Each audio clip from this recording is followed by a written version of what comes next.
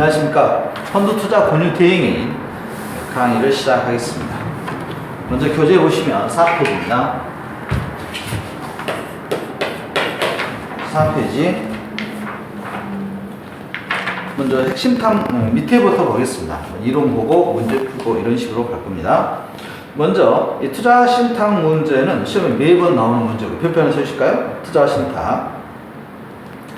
투자 신탁. 밑에 보면 그 투자 신탁이 하는 일, 집합투자업자가 하는 업무, 신탁업자가 하는 업무, 판매사가 하는 업무는 시험에 매번 나오고요. 각각의 하는 업무에 대해서 이해하셔야 투자 신탁, 집합투자업자가 하는 업무는 투자 신탁의 설정, 해지. 설정이라는 것은 만들고 해지는 없애고. 이 업무를 누가 한다고요? 집합투자업자가. 집합투자업자의 가장 대표적인 업무가 운영이었죠? 운영입니다. 투자재산 운영 지시입니다. 운영 지시는 누구에게 하는 겁니까? 투자 누가 해요? 운영 지시는 누구한테 지시하는 겁니까? 지시는 신탁업자에게 하는 겁니다. 자, 지시는 누구한테 한다고요? 신탁업자. 돈을 누가 가지고 있죠? 신탁업자가 가지고 있어요. 신탁업자가 하는 일이 보관, 확인, 감시죠. 집합투자업자가 신탁업자에게 지시하는 겁니다. 삼성전자 주식을 150만 주 사주세요. 이렇게 지시하는 겁니다. 자, 다시 한번 누가 지시한다고요? 누구한테 누가 지시한다고? 그렇죠. 집합투자업자가 누구에게 지시해요? 신탁업자. 지난번에 여기에 누가 있었죠? 집합투자기구, 판매사, 집합투자업자 있었죠? 집합투자업사에 있었고 이 자리에 누가 있었죠? 투자 신탁하면서 신탁업자가 있었죠? 신탁업자에게 지시하는 겁니다. 그 도표 꼭 기억하셔야 됩니다. 도표.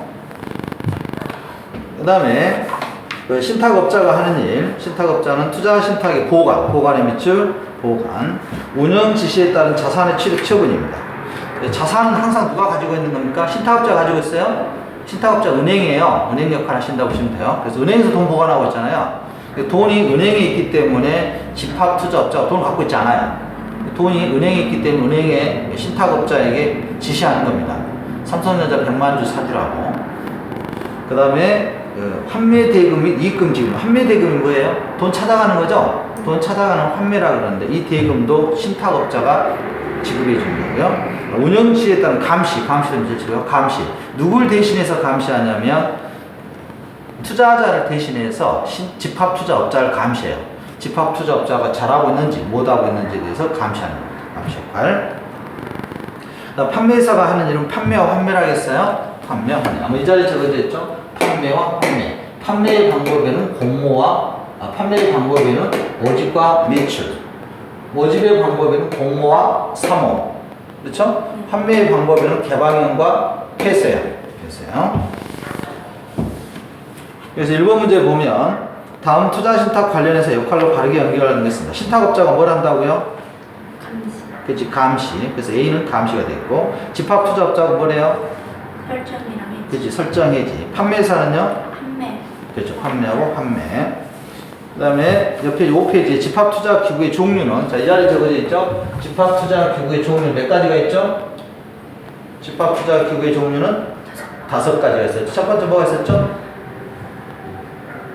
증권형. 두 번째 뭐였죠? 부동산. 세 번째 특별자산. 네 번째는요? 혼합자산. 다섯 번째는요? 단기금융, 집합투자기구. 이렇게 5가지가 있는 거예요. 5가지가 있습니다. 자, 그래서 먼저 증권 집합투자기구가 있고요. 증권, 부동산, 특별자산을 기준하는 구분은 50%죠. 50% 초과해서 증권이면 증권형, 50% 초과해서 부동산이면 부동산형, 이렇게 구분하고 있는 거죠. 오케이. 증권 집합투자기구는 집합투자재산 50%를 초과하여 증권 또는 증권 관련 파생 상품에 투자하고요. 2번에 부동산 집합투자기구는 집합투자재산 50%를 초과해서 어디다 투자한다고요? 부동산에 투자하는데 권리에도 투자할 수 있다는 거 주의하시고요. 양가로 2번에 3번에 부동산 개발, 관리, 계량, 임대에 투자했는데 지상권, 지역권, 전세권 밑줄 치고 묶습니다. 동그라미 잖아요. 지상권, 지역권, 전세권을 묶어봐요. 시험 문제 하나입니다. 지상권, 지역권, 지역권, 월세권. 자, 이렇게 하나 묶고, 이걸 물권이라고 씁니다. 물권이라고 쓰고요. 그 다음에 임차권과 분양권 있죠? 임차권, 분양권. 자, 이렇게 해서 이건 실권이라고 씁니다. 실권이라고 쓰고요. 자, 이렇게 해서 이 시험에 한 문제 출제합니다. 시험 문제. 자, 다음 중 특징이 다른 것은 지상권, 지역권, 전세권, 임차권. 뭘 찾아요? 다음 중 특징이 다른 것은 지상권, 지역권, 전세권, 분양권. 뭘 찾을까요? 아니, 잘 들어보세요. 다음 중 특징이 다른 하나는 지상권, 지역권, 전세권, 분양권. 뭘 찾아? 그래, 이런 문제가 하나 나온다고요. 시험 문제. 키워드 읽어주세요. 네. 키워드 있습니다. 네, 그 다음에 3번에 특별자산 집합투자기구는 집합투자 재산의 50%를 초과하여 증권 및 부동산을 제외하는 전부 특별자산이에요. 특별자산이고요. 그 다음 4번에 혼합자산 집합투자기구 시험 꼭 나오죠? 혼합자산 하게 되면 혼합자산 집합투자기구 하면 혼합자산은 50%라는 규정이 없습니다. 50%라는 초과가 없어요. 그래서 다른 말로 최저 한도가 없다. 최저 한도 규정이 없다는 거. 시험 문제 한 문제 꼭 나올 거고요. 그 다음 단기금융 집합투자기구입니다. 단기금융 집합투자기구는 집합투자 재산의 전부를 단기금융 집합 상태에 투자하는 겁니다. 단기금융 상품에. 단기금융 상품에 정한 바에 따라서 투자하는 상품을 단기금융 집합투자기구를 하는데 시중에서 NF라 많이 알려져 있죠? 문제 보겠습니다. 다음 중 자본시장법상 투자자산 운용 대상에 따라 분류한 집합투자기구에 해당하지 않는 부분이 4번. 그렇지, 4번이죠. 예전에 이게 있었어요. 예전에는 파생상품이 간접법에서는 있었는데 지금 빠졌습니다. 그래서 시험 문제 이런 형태가 문제 나오니까 이것도 문제냐, 실제 문제예요. 합격하겠죠? 몇 번 읽으면 키워드? 하루에 3번? 3번만 읽으면 정말 합격합니다. 6번입니다. 특수한 형태의 집합투자기구가 있었죠? 자, 특수한 형태의 집합투자기구는 어디에 있었죠? 지금 이 자리에 적어져 있죠? 이 자리에. 네? 마인드맵. 날마다 봐야 돼요. 마인드맵 5가지. 특수한 형태 첫 번째 뭐가 있었죠? 판매금지형이 있었죠? 판매금지형 집합투자기구가 있었습니다. 판매금지형 집합투자기구. 판매를 청구할 수 없다겠죠? 돈 못 찾아갑니다. 돈 못 찾아가니까 투자자 입장에서 불편하죠? 그 불편해서 주식으로 상장해 준다겠어요. 며칠 이내에 상장한다겠죠? 90일 이내에 상장합니다. 판매금지형 90일 이내에 상장한다는 거.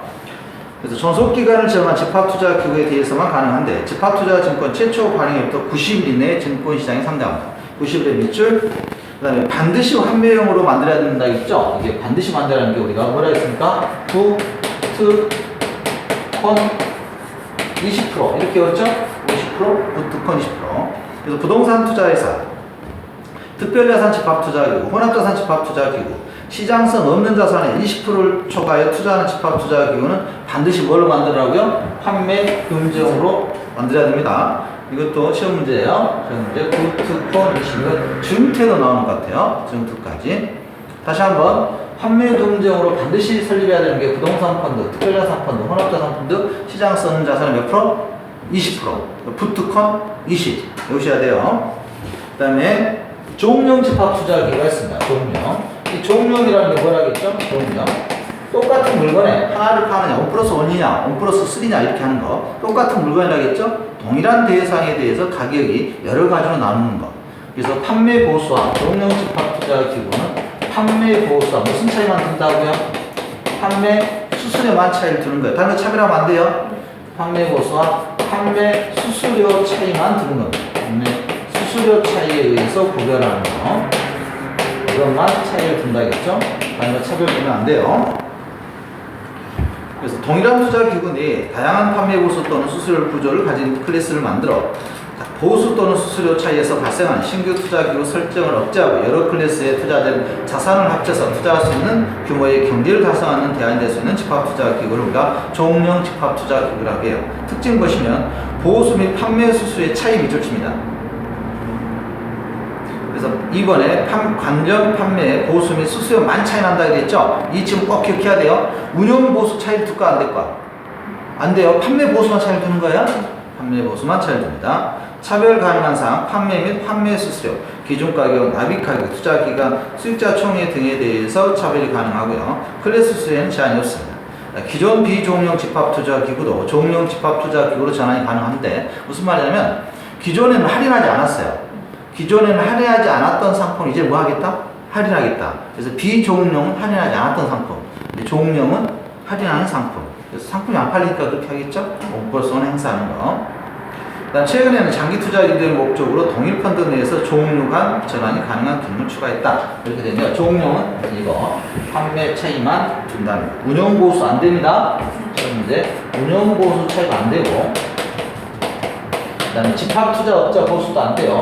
집합 투자업자 보수 차이도 안 됩니다. 이런 내용 나오면 틀려요. 시험들 이렇게 구성할 겁니다. 그다음 3번에 전환형 집합 투자기구가 있네요. 전환형이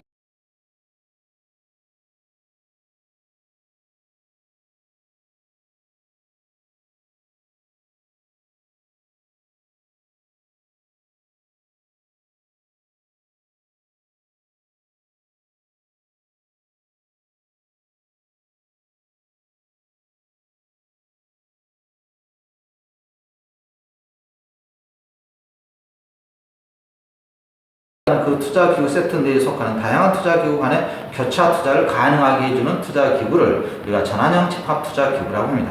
특징, 사전에, 동그라미입니다. 사전에 전환이 가능한 펀드의 종류가 확정돼야 돼요. 여러분 학교에 들어갈 때, 입학할 때 사전에 과가 나눠져 있죠? 사후에 나눈 게 아니에요. 과는 학교 들어갈 때 미리 나눠져 있죠? 오케이. 그 다음에 2번, 판매 수수료 부담 없이 시장 상황에 따라 선택이 가능하고요. 자, 그래프 보면 전환형 펀드의 종류형 펀드 비교 보면 두 펀드 모두 전환 시 환매수를 적용한다, 적용하지 않는다? 하지 않아요. 환매수는 돈 찾아갈 때 내는 수수예요. 내지 않습니다. 좀 바꾼다고 해서. 니은번에 전환형 펀드는 전환 시 기존 펀드의 환매, 신규 펀드의 매입 절차를 거치므로 환매수수료 적용의 대상이 될 수 있으나 다만 환매수수료 적용을 유예한다. 이쪽 칩니다. 유예한 것이고, 종용 펀드의 전환은 기본적으로 펀드 간 전환이 아니므로 처음부터 환매수수료를 적용하지 않습니다. 예를 들어서 그 전환형 집합투자기구는 A에서 B로 주식형 펀드에서 채권형 펀드로 이동을 했는데 기간을 정해요. 몇 년짜리 펀드 5년. 5년 안에 자유로 왔다 갔다 해. 근데 처음에 잘 생각해 펀드 몇 년 가입했다고? 5년. 5년 가입했는데 처음에 5년 가입을 약속을 하고 처음 주식형 가입했어요. 근데 주식이 안 좋으니까 채권형 갈아탔어. 이렇게 바뀌었어요. 전환시켰어. 그럼 지금 무슨 형 펀드에 있는 거죠? 채권형. 근데 5년이 지나지 않고 그만뒀어. 펀드를 해지했어요. 이 경우에는 다시 수수료를 내야 됩니다. 이게 유예라고 해요. 유예. 그 다음에 D급번에 전환형 펀드는 전환 시 기존 펀드 포트폴리오가 변하게 되나, 이거 중요해요. 포트폴리오 변경 중요합니다. 포트폴리오가 변경하게 되나 종용 펀드의 전환간 종류는 포트폴리오 변화에 영향을 주지 않고요. 투자자가 판단하므로 시장에 대한 충분한 지식이 필요하다 되고요. 서로 다른 집합투자 간의 전환이 금지되어 있다. 같은 것들만 가능합니다. 투자신탁은 투자신탁끼리, 투자회사는 투자회사끼리. 모자형 집합투자기구. 자, 모자형이 있는데, 모자형. 이 모자형에서 주의할 것은 엄마 펀드, 자식 펀드예요. 펀드가 모 펀드가 있고 자펀드가 있어요. 투자자가 있는데 투자자는 어디만 투자한다고요? 자펀드에만 투자해요. 자펀드. 자식은 많이 있겠죠? 자식은 주식형, 채권형, 혼합형 이렇게 있는 거예요. 자, 그 다음에 이 모 펀드는 하나 이상 있을 수 있어요. 모 펀드. 그리고 모 펀드는 자펀드가 돈 버는 거 뺏어갑니다. 모아서 운영을 해야 되겠잖아요. 운영은 누가 한다겠죠? 운영은 누가 해? 집합투자업자가 운영하는 거예요. 운영하는 누구라고요? 집합투자업자가 운영해요. 이렇게 운영. 그래서 이 운영은 집합투자업자가 하니까 맡기는 거예요. 그런데 같은 계열사여야 돼. 자, 자식이 벌어온 거 엄마가 돈 모아놨어요. 엄마가 옆집 아저씨한테 돈 주면 되겠어, 안 되겠어? 안 되겠지. 아빠한테 줘야지. 그래서 같은 계열사야 된다. 동일 계열사야 된다. 이거 중요하다. 동일 계열사야 된다. 이해 가니? 상식선에서도. 자, 모자형. 동일한 집합투자기구의 집합투자기구를 상하 구조로 나누어 하위 투자기구의 집합투자증권을 투자자에 매각하고 매각된 자금으로 조성된 투자기구 재산을 거의 대부분 상위 투자기구에 투자하는 구조의 집합투자기구다. 그래서 이것을 투자자에게 팔고 투자자에게 매각하고 여기서 들어온 돈을 다시 모펀드에 투자하는 이런 형태가 모자형 집합투자기구예요. 특징 주의합니다. 투자자에게 판매되는 펀드는 무슨 펀드만 가능하다? 자펀드. 시험 지문이에요. 1번 주의해야 돼요. 투자자에게 판매되는 펀드는 자펀드만 해당되고요. 2번 서로 다른 유형의 자펀드를 투자자에게 판매하지만 이를 하나의 펀드로 통합할 수 있게 되어 펀드 관리 비용 감소와 집중 운영이 가능해졌다. 퇴직금 펀드에서 주로 많이 사용합니다. 퇴직금 펀드에서. 그다음 모집합 투자 기구 요건 보시면 자펀드는 모 펀드가 발행하는 집합 투자 증권에만 투자하고요. 자펀드는 자펀드 유의 펀드가 모 펀드의 집합 투자만 취득하는 걸 허용한다, 불가능하다, 안 된다. 그렇지. 무조건 자펀드가 둘이 연결돼야 돼요. 같은 집안에. 다른 식구 껴두면 안 돼요. 모 펀드는. 그 다음에 디귿번. 모 펀드와 자펀드의 집합투자업자. 같은 업자에 동일하다고 했죠? 같은 집안이어야 된다. 되고요. 그 다음에 5번에 상장지수 집합투자기구는 좀 어려워요. ETF는. 자, 상장지수 집합투자기구가 ETF라고 그러는데, 이 상장지수 집합투자기구는 증투에도 나옵니다. 증투에도 출제하는데 조금 어렵습니다. 저희가 통상적으로 ETF라고 해요. ETF는 상장지수 집합투자기구라고 하는데, 특징. 특정 지수의 변화에 연동하게 운영된 일종 인덱스 펀드다. 지수 따라가요, 지수. 이 지수를 묶어놓은 게 인덱스 펀드라고 그러거든요. 인덱스는 지금 현재 주가 지수가 1980포인트다. 이게 지수예요, 지수. 이 지수가 오르면 인덱스 펀드가 올라가고, 지수도 하락하면 인덱스 펀드가 하락합니다. 이게 지수 따라서 움직이는 펀드를 뭐라고 한다고요? 인덱스예요, 인덱스. 지수 따라서 움직이는 게 뭐라고 한다고요? 인덱스 펀드예요. 근데 이 인덱스 펀드를 거래소에다 상장했어요. 거래소에서 거래하게 해놨어. 이걸 보고 상장지수 집합투자기구라고 그래요. 상장했다 이게. 뭘 상장했다고? 이 지수를 상장했다고. 어렵죠? 어렵습니다. 이거 어려워. 당연히 어려워. 근데 시험 문제로 풀면 이거 답만 가르쳐줄게요. 자, 특정 지수 변화 밑줄 칠까요? 특정 지수의 변화에 연동하여 운영된 일종의 인덱스 펀드의 성격을 지니면서 동시에 증권시장에서 거래되는 주식 성격 밑줄 칩니다. 그래서 인덱스 플러스 주식 성격이다. 그래서 지수 플러스 주식.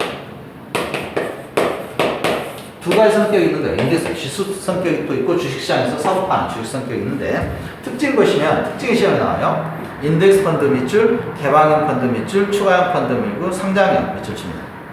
그래서 이렇게 옵니다. 상장형 집합투자기구는 상장형 집합투자는 상추가 개를 물고 갔다. 상추를 누가 물고 가요? 개. 상추, 개. 이거 하나 풀면 시험 문제 풀어요. 지금부터 좀 어려운데 상추, 개.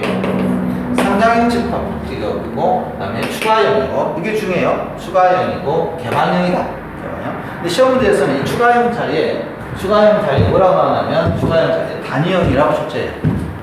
뭐라고 출제한다고요? 단위형. 틀려요. 단위형 아닙니다. 거의 이렇게 출제합니다. 거의. 그 다음에 장점이 있고요. 주식과 하고요. ETF에 두 가지 시장이 있습니다. ETF를 만드는 시장을 발행시장이라고 그랬던 거야. 만드는 시장 뭐라고 한다고? 발행시장. 그럼 사고 파는 시장 뭐라고 할까? 여기 U장은 뭐라고 할까? 아래장. 유통시장이라고 그래. 자, 물건을 만드는 시장 뭐라고 한다고? 발행시장. 그럼 소리에 괜찮아. 안 보이잖아.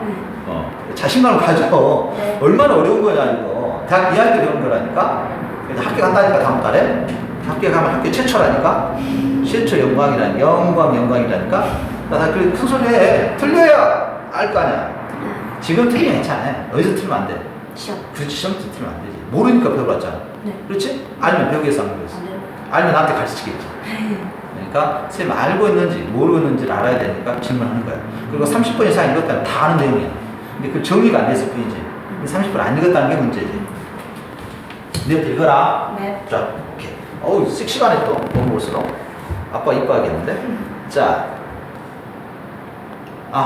상추형까지 했고요. 그 다음에 발행시장과 무슨 시장으로 나눈다? 유통시장. 발행시장과 유통시장으로 나눈다. 그래서 거래를 만들어주는 유통시장이 있고요. 그 다음 지정참가회사가 있어요. 지정참가회사. ETF의 과세입니다. ETF에 주식시장에서 거래하면 비과세예요. 과세하지 않습니다. 주식시장에서. 그러나 펀드 형태로 하면 과세. 그리고 양쪽이 있는 거죠. 과세하는 경우도 있고 비과세하는 경우도 있어요. ETF를 주식시장에서 사고 팔아. 그럼 비과세. 그럼 펀드 형태로 운영하면 과세. 그래서 두 가지가 있다. 좀 어렵긴 합니다. ETF 운영상 특례. ETF는 30%까지 동일 정보에 투자하고요.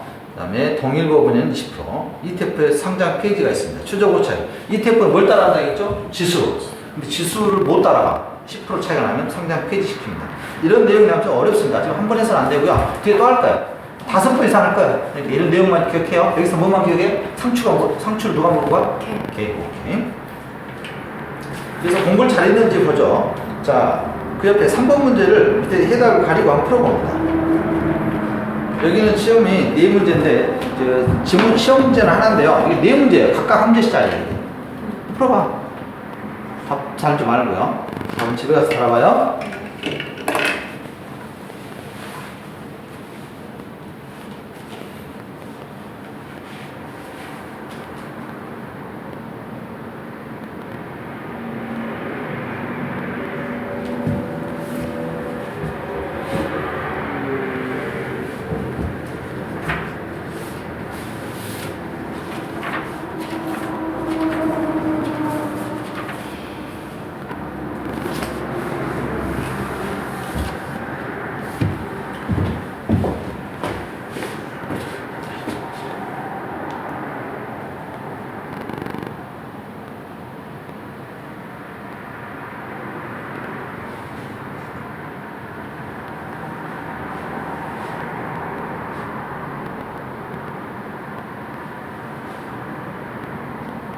몇 번이니, 친구야? 네?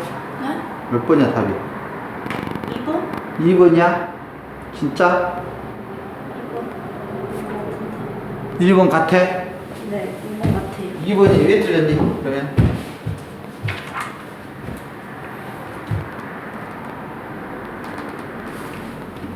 이번이 어디가 틀렸을까? 어디가 틀렸다 생각했니? 전화위폰도 하면 학교 생각을 하니까 공통으로 적용하잖아. 조리과 학생도 학교 교칙을 따라야 되고, 금융과 학생도 교칙을 따라야 되죠? 네. 공통이 약간 배우는 과목이 다른 거죠? 네. 이거 맞는 표현이죠. 자, 3번 모자임은 주야적 있잖아. 모자임 펀드는 다수 개별 펀드의 자산 한 개 이상의 모펀드에서 통합 운영하고, 자펀드는 모펀드의 수익증권을 편입하고 운영한 집중관리펀드로서 투자자에게 뭘 판매한다겠어? 아, 자펀드. 그래, 넌 엄마를 팔 생각이야 지금. 엄마 팔아보고 싶어? 아니. 무슨 펀드 팔아야 돼? 자펀드. 뺀 이렇게만 나온다니까 답이. 근데 모자임하면 뭐만 생각해야 돼? 자펀드. 응? 네. 자펀드. 모펀드 팔면 안 돼? 네. 엄마 펀드 팔아면 안 되겠습니다. 엄마가 미우면 어쩔 수 없지만.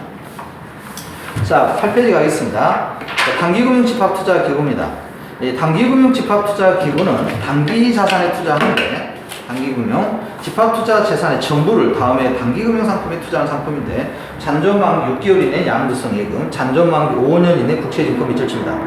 국채증권을 몇 년까지 투자하라고? 5년. 그 다음에 잔존만기 1년인 지방채, 특수채에 투자할 수 있고요. 그 다음에 할인채에 투자할 수 있고요. 단기금융에 투자할 수 있고, 다른 기관에 투자할 수도 있고, 다른 단기금융집합투자기구에 투자할 수도 있어요. 단기금융집합투자기구 투자처가 없으면 다른 집합투자기구에 투자할 수 있습니다. 자, 그 다음 운용상 제한, 이게 주로 시험에 나오는데, 자, 증권을 대여하거나 차입이 불가능하고, 잔존만기 1년 이상인 국채증권은 5% 이내에서 운영하고요. 판매 조건부 매도는 보유총액의 5% 이내에서 운영하고, 4번에 가중평균 잔존만기 며칠 이내라고? 75일. 이것만 알아도 문제 풀어낼 거야. 되게 시험에서 60일, 90일 이렇게 출제합니다. 60일, 90일. 며칠이라고요? 75일. 75일. 기타, 집합투자에서 40% 이상을 채무증권에 운영하고요. 그다음 채무증권의 경우 상위 2개 이상 등급에 투자한다. 채권에 등급이 있어요. 제일 좋은 등급 AAA, 그 밑에가 AA. 알아? 아니요. 그 다음에 A. 그 다음 뭐겠어? BG, BBB. 그 다음 뭐겠어? C. BB. 아, B. 그 다음에 B. 그 다음에 C. 이렇게 7단계로 나옵니다. 자, 어디에다가 투자라고? 그래서 최고 좋은 AAA하고 어디에만? 단기금융 집합투자 최고 좋은 AAA에 투자하고, 그 다음에 어디에만 투자라고? AA. 이 2개만 투자하라 돼요. 안전하게 운영하라 이겁니다. 안전하게. 그 다음에 특징 유의사항 보면 수익성보다 안전성 중요하다겠죠? 그 다음에 유동성을 중요시하고, 장부가 평가. 장부가 시가 플러스 장부가 평가 밑줄 칩니다. 장부가 평가가 뭐냐면 장부에 기재된 대로 평가하라 이겁니다. 장부에. 원래 펀드는 무슨 가 평가냐면 시장가 평가예요. 시장에서 형성된 가격으로 평가하는 원칙이야.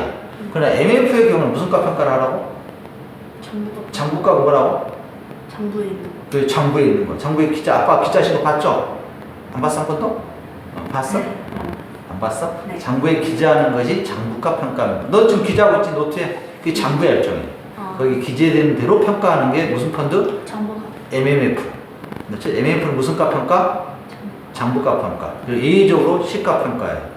자, MMF는 무슨 가 평가라고요? 장부가 평가. 주의하셔야 돼요. 그다음에 75회 두 개만 기억해서 시험 문제 풀어낼 겁니다. 그래서 4번 문제 풀어봅니다. 다음 단기금융집합투자기구 운영에 관한 설명 틀린 거 찾네.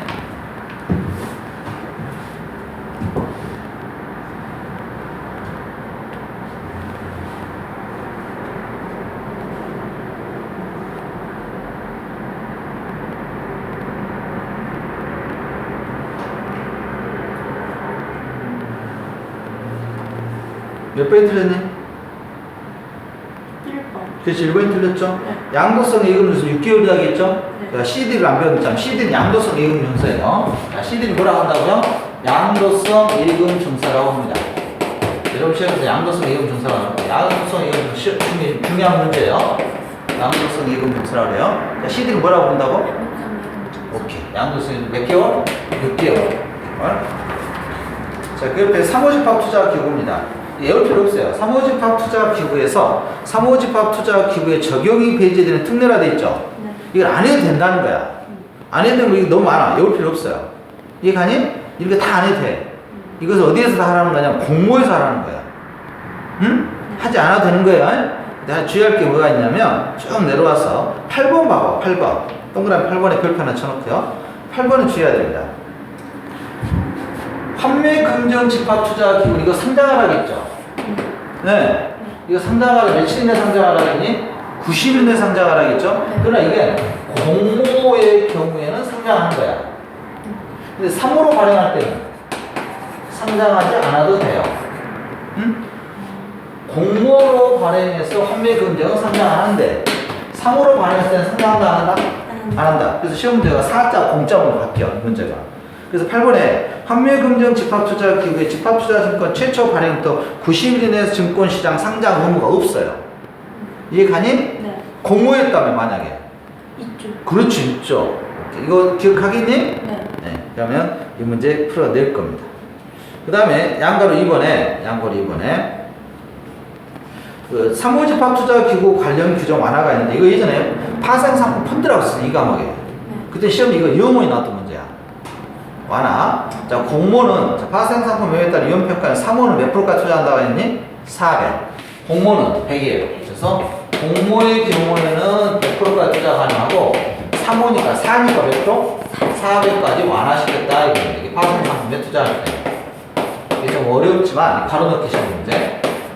옛날에 이 과목 있을 때 영원히 나왔던 문제입니다. 자, 공모의 경우는 파생상품에 투자할 때 공모의 경우 몇 프로? 100%. 3호는 몇 프로? 400%. 오케이. 3호니까 400. 그래서 5번 문제 한번 풀어봅니다.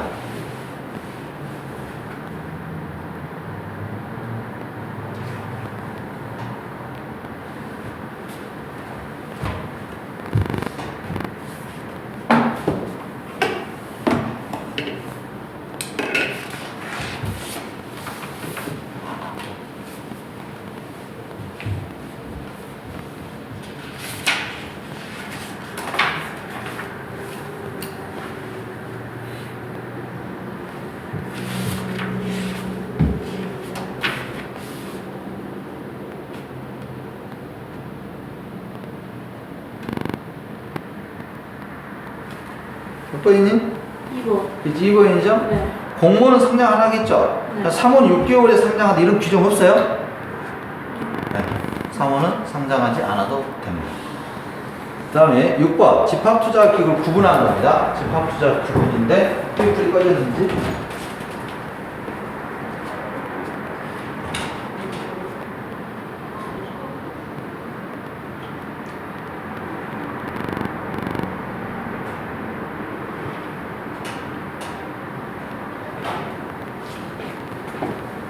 자, 이 문제도 한 문제 출제하는데요. 펀드 성격에 따라서, 자, 주의합니다. 한 문제 출제합니다. 자, 성격에 따라서 추가 설정 여부에 따라서 추가형과 단형으로 구분해요. 그 다음에 판매 여부에 따라서 개방형과 폐쇄형. 그 다음에 주가증권 구분 편입 구분에 따라서 주식형, 채권형, 혼합형이 있고요. 그다음에 파생 상품 여부에 따라서 증권형과 파생형으로 구분하고 상장 여부에 따라 상장형과 비상장형.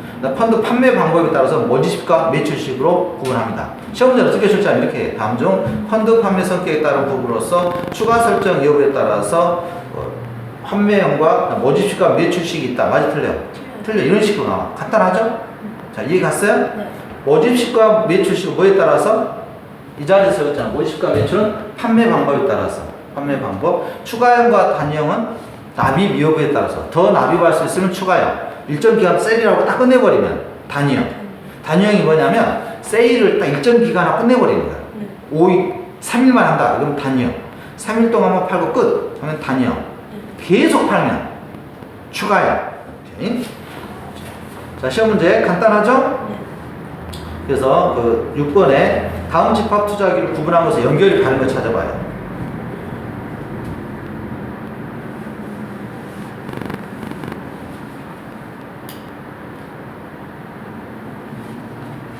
고객이 자금으로 설정하는 방식이 뭐라 그래요? 우리가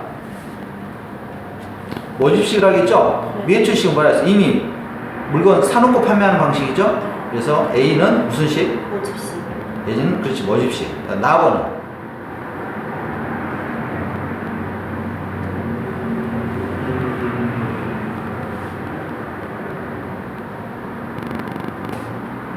B. 그렇죠. B 단위형. 오케이. 다번은 B. 그렇죠. 판매가 제한되는 거 B라, 폐쇄형이라고 했죠? 네. 폐쇄형. 그다음 라번은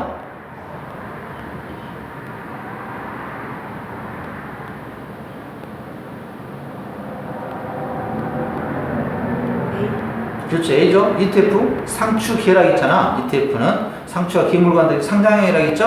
자, 주의합니다. 이런 형태로 시험에 나오는데 시험 문제에서는 추가형과 단위형은 판매 여부다 이렇게 나와. 시험 문제가 딱 그거야. 추가형과 단위형 뭐에 따라서 설정 여부, 설정 여부. 판매에 따라서는 판매형과 개방형과 폐쇄형이에요. 시험 문제 판매 주의해. 한 문제 간단하게 시험 하나 출제하니까. 그 다음에 11번 11페이지 투자 전략에 따른 분 좀 어렵습니다. 이건 어렵고요. 별표 많이 쳐놔야 돼. 네. 별표 많이 쳐놓고 이거 시험 출제하는데 이건 지웅태도 나와. 지금도 똑같은 문제니까 투자 전략에 따라서 액티브와 패시브를 일단 구분합니다. 투자 전략에 따라서 뭐가 무엇을 구분한다? B는 패시브. 오케이, 액티브와 패시브로 구분해요. 액티브가 무슨 뜻이냐고? 액티브하다, 적극적이라는 뜻이에요. 액티브가 무슨 뜻? 적극적. 그 다음에 뭐가 있겠니? 패시브는 뭐겠어? 소극적 이런 뜻이에요. 소극적. 그래서 액티브, 액션 배우가 액션 배우 생각하면 액션 배우. 액티브 활동적이잖아요. 그러나 패시브 판단 수비할 때 패시브 수비하다 소극적이다 이런 뜻이고요. 그 다음에 이 액티브 전략에 따라서 무엇과 무엇으로 나오냐면 바텀업 방식과 그렇죠. 바텀업 방식과 탑다운 방식으로 나눠요. 바텀업 방식은 위에서부터 밑으로 내리면서 종목을 분석하는 방법이에요. 바텀 예를 들어볼까요? 바텀업? 자, 들어보세요. 자, 하나 맞춰봐. 아, 미안해요. 뒤로 바꿔놨네. 탑다운은 위에서부터 밑으로 내려와. 탑 위에죠? 탑 위. 다운 밑에. 위에서부터 밑으로. 그 다음에 바텀업이 두 개가 있는데 네, 탑다운 방식으로 내가 할 테니까 설명할 테니까 잘 알아맞혀봐요. 자, 지구. 그 다음에 아시아. 대한민국. 전라남도. 그 다음 어디 나올 것 같아? 그렇지, 순천시. 이런 방식으로 하는 게 뭐예요? 탑다운. 네. 네? 그래서 경제를 분석하고, 그 다음에 산업을 분석하고, 그 다음에 기업을 분석하는 방식. 그래서 경상기, 이런 식으로 분석해서 종목을 선택하는 게 탑다운 방식이에요. 탑다운 방식. 그 다음에 바텀업 방식은 두로 나눕니다. 또 이것도 기본적 분석과 좀 어려운 내용이에요. 기술적 분석 굉장히 어렵습니다. 이 내용. 지금부터도 영혼이 나오는 문제고요. 이 판단할 때 잘 해놓으면 지금부터도 쉽습니다. 기본적 분석은 회계를 배울 때 회계. 재무제표를 이용해서 내재 가치를 분석하는 거예요. 내재 가치. 회사가 가치가 싼지 비싼지를 판단하는 것이 기본적 분석. 기본적 분석. 그다음 기술적 분석, 매매 타임, 언제 주식을 사고 팔지. 주식을 A라는 주식을 언제 사고 팔지? 자, 아이스크림 주식은 겨울에 잘 나가겠니? 여름철에 잘 나가겠니? 여름철. 그렇죠. 겨울철에는 석유가 잘 나가겠니? 아이스크림 잘 나가겠니? 석유. 그게 기술적 분석이에요. 간단하죠? 네. 이걸 패턴을 분석해서 겨울철에는 아무래도 더운 게 연료가 필요할 것이고 여름철에는 더우니까 아이스크림 나갈 것이고 그러니까 네 가지 가치를 보고 우리는 기본적 분석에서 네 가치고 그 다음에 기술적 분석 매매 타임이다 이렇게 분석합니다. 이걸 분석해서 종목을 분석하는 방법이에요. 이게 뭐라고요? 바텀업. 어렵죠? 자, 그래서 양가로 일본 액티브 운영 전략 바텀업 방식에 밑을 치고 주식의 경우 거시경제인 금융변수에 대한 예측을 하지 않고 투자 대상의 저평가입니다. 바텀업 방식에서 이게 저평가, 내지 같은 데서 저평가율을 따져보겠다 이겁니다. 저평가. 주식이 싸면 사고 비싸면 안 사고 이렇게 저평가. 그 다음에 탑다운 방식 겁니다. 위에서부터 밑으로 내려온 거예요. 주식의 경우 경제 및 경영 통계에 따라 자산관 업종과 투자비를 타겟 정하는 채권의 경우 이런 게 있고요. 그래서 경상기획 하나 적어냅니다. 탑다운 방식 경상기다. 패시브 운영 전략입니다. 패시브는 인덱스 펀드 가장 대표적이에요. 패시브 뭐가 있다? 인덱스 펀드가 있다. 이 정도만 정리하시면 되겠습니다. 인덱스 펀드는 가장 대표적인 게 뭐라고요? 패시브 전략의 소극적 지수만 따라다니니까. 지수가 올라가면 펀드도 올라가고 지수가 떨어지고 종목을 발굴할 필요가 없어. 그래서 장점 보면 저렴한 비용, 투명한 운영, 시장 수밀의 힘. 단점, 추적오차가 발생한다. 시장을 따라 너 이런 거예요. 친구가 A라는 친구가 공부를 잘 1등이야. 나도 어느 순간 공부 열심히 해야지. A가 하던 대로 따라다니까. 아침에 일어나면 그 친구 같이 일어나고 공부하고 그 친구 공부하고 이렇게 같이 해봤어. 근데 한 달 뒤에 시험 봤는데 그 친구는 1등, 나는 또 꼴등. 뭐가 문제였을까? 문제가 있었겠죠. 이걸 추적오차라고 해요. 추적이 있음에도 불구하고 뭐가 발생했어? 오차. 오케이. 추적오차 문제도 있고요. 단점입니다. 좀 어렵죠?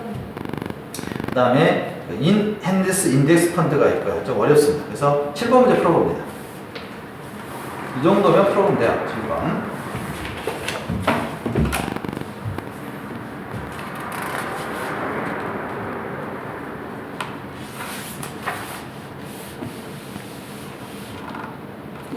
그렇지, 2번이죠? 오케이.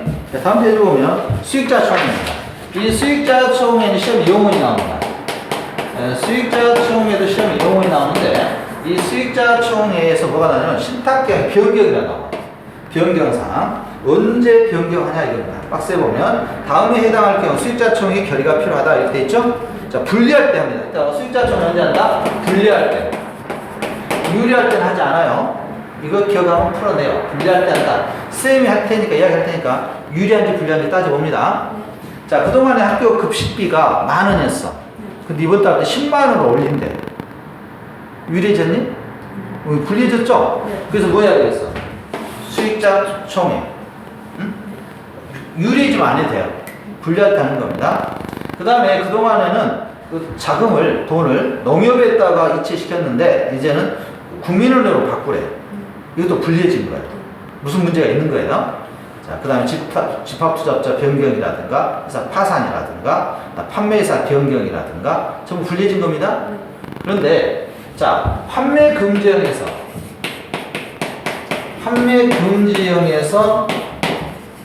금지형인데, 이걸 개방형으로 바꿔. 이거 유리할까, 불리할까? 그렇지, 유리해. 이건 한다, 안 한다? 안 한다. 이게 시험에 나와. 그 다음에 판매사 변경. 판매사 변경은 유리하냐 불리하냐 이게 없어. 그래서 판매사의 변경은 수익자 총액 하지 않습니다. 둘 중에 하나 답이야. 자, 수익자 총액. 집합투자업자, 신탁업자 등의 보수, 수수료 인상, 신탁업자의 변경, 신탁계약기간의 변경. 학교를 3년 단위라기는 이제 5년 단위래. 끔찍하지? 불리하니까 뭐 해야 돼? 수익자 총액. 오케이. 주된 투자 대상의 변경, 집합투자업자의 변경. 그다음 7번 별표칩니다. 판매 금정 투자 신탁이 아닌 투자 신탁의 환매형 집합투자의 변경. 이 말 이거 뒤로 바뀌어놨어. 개방형에서 환매형을 하겠대. 그럼 수익자 총액 해야 돼. 해야지. 근데 이것은 판매 금정에서 개방형 하는 건 안 해. 이 문제를 바꿔놓는다고 시험 문제에서. 이해가니? 네. 그래서 8번 문제 풀어봅니다.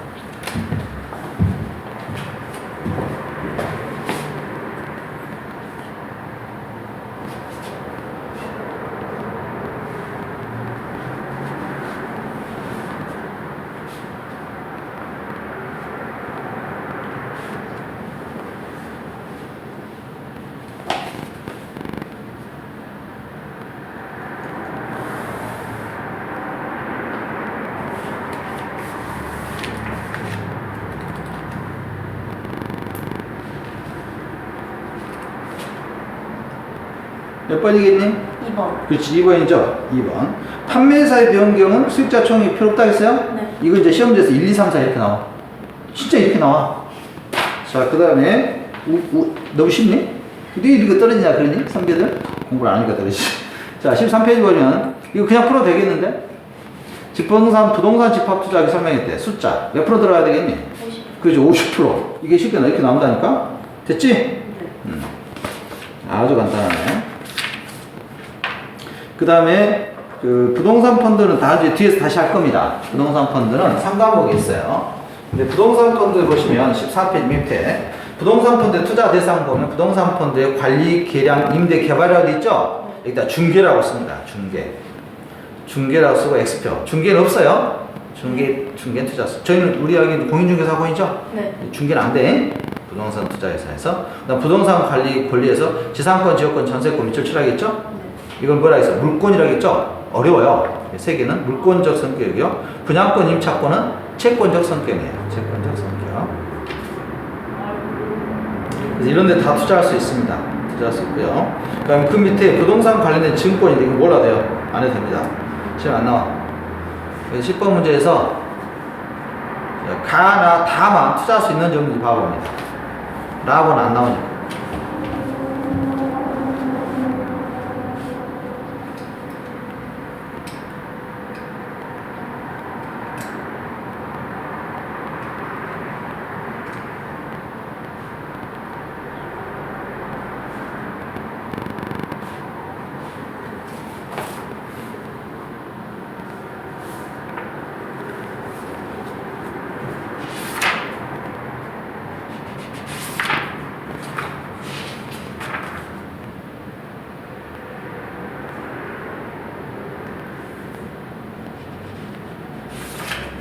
됐니?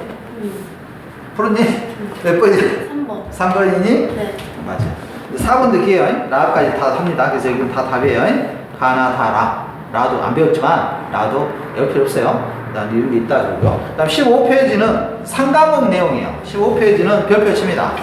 여기에서 시험 문제가 7, 8문제 나와요. 6, 7문제. 상과목에서 할 겁니다. 상과목에서 할 거고요.